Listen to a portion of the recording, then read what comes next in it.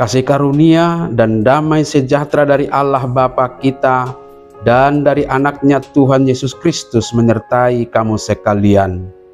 Amin. Shalom saudara-saudari sahabatku di dalam nama Tuhan Yesus.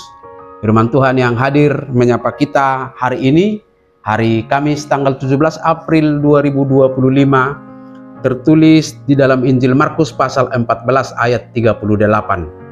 Mari sahabatku kita simak dan renungkan firman Tuhan yang menjadi kekuatan dan inspirasi untuk menjalani hari ini. Demikian. Berjaga-jagalah dan berdoalah supaya kamu jangan jatuh ke dalam pencobaan.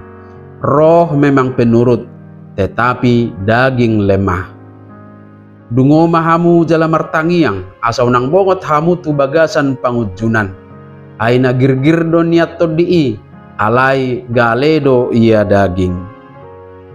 Demikian firman Tuhan. Saudara-saudari sahabatku yang dikasihi Tuhan, kita hidup di zaman yang penuh dengan godaan dan pencobaan. Baik godaan dari dalam diri kita oleh karena keinginan-keinginan kita, dan juga dari lingkungan sekitar kita. Bahkan terlebih dari kemajuan teknologi yang menjadi bagian dari keseharian kita. Bagaimana kita akan kuat menghadapinya? Sebagaimana Yesus menasihati murid-muridnya saat sebelum ia ditangkap, demikianlah juga dia mengajarkan kepada kita hari ini, supaya kita kuat dan tidak jatuh ke dalam pencobaan.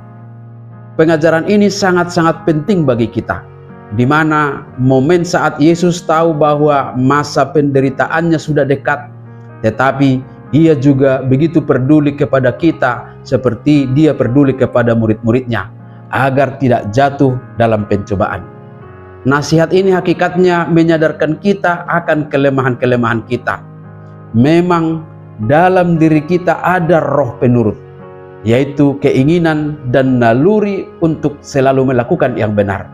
Kita punya niat yang tulus untuk taat kepada Tuhan, tetapi kita juga memiliki daging yang lemah, yaitu kondisi manusia yang rapuh secara rohani, mudah jatuh ke dalam dosa, mudah tergoda, cepat lelah, akhirnya kalah terhadap godaan-godaan.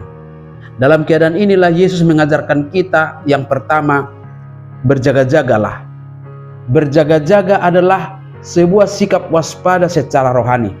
Kita harus selalu waspada terhadap bahaya rohani yang bisa datang kapan saja lewat dua hal, yaitu lewat penderitaan seperti sakit, penyakit, kemiskinan, tekanan hidup, dan hal-hal yang menarik atau nikmat secara duniawi. Di tengah penderitaan dan dunia yang terus menawarkan keindahan, kita bisa mudah tertidur secara rohani, sehingga kita mengabaikan waktu teduh, masuk ke dalam rutinitas tanpa relasi yang baik dengan Tuhan. Maka kita diingatkan supaya waspada terhadap keletihan rohani.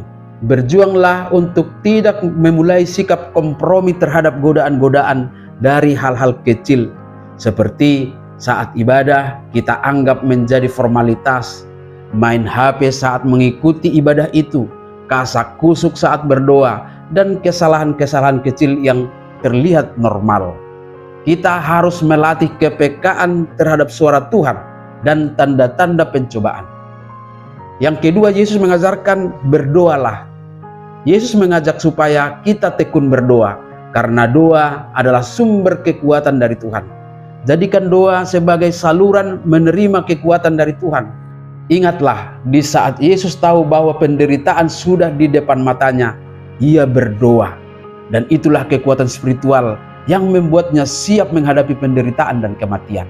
Berbeda dengan para murid yang tidak berjaga-jaga malah tertidur pulas, akibatnya mereka tidak siap secara rohani saat tantangan datang. Maka saat ini kita perlu semakin memperkuat intensitas secara rohani doa-doa pribadi kita. Mungkin kita disibukkan dengan berbagai pekerjaan, dengan media sosial, bahkan mungkin kekhawatiran hidup. Tetapi dengan doa kita akan kuat dan tangguh menjalani hidup dan tetap setia kepada Tuhan Allah kita. Amin. Selamat beraktivitas, Tuhan memberkati.